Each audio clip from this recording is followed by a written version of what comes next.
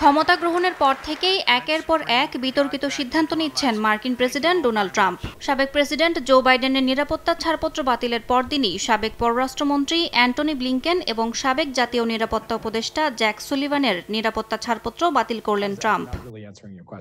শনিবার হোয়াইট হাউসের কর্মকর্তারা বিষয়টি নিশ্চিত করে জানান, বাইডেনের ডেপুটি অ্যাটর্নি জেনারেল লিসা মোনাকোর নিরাপত্তা অনুমোদনও বাতিল করা হয়েছে। 6 জানুয়ারি ক্যাপিটল হিলের তদন্তে তারও গুরুত্বপূর্ণ অবদান ছিল। 2021 সালে ক্যাপিটল হিলে হামলার ঘটনার পর ট্রাম্পের নিরাপত্তা ছাড়পত্র তুলে নিয়েছিলেন বাইডেন। তখন তিনি বলেন, ট্রাম্পের আচরণ প্রমাণ করে তিনি আর গোপন গোয়েন্দা তথ্য পাওয়ার উপযুক্ত নন।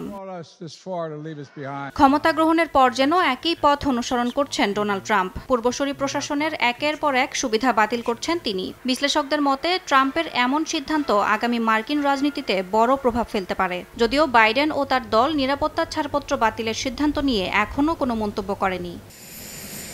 ইয়াসমিন অনন্যা, সময় সংবাদ।